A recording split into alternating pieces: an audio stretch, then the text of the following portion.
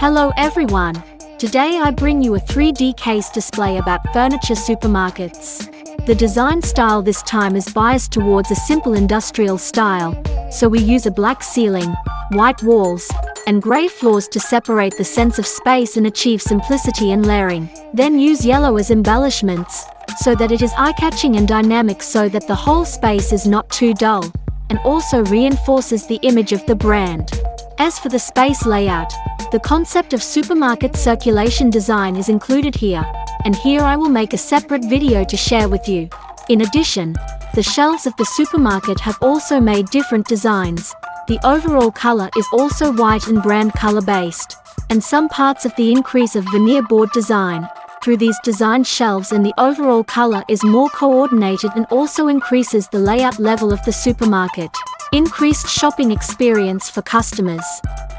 If you are interested in our videos, welcome to subscribe to our channel. We will bring more design display and sharing.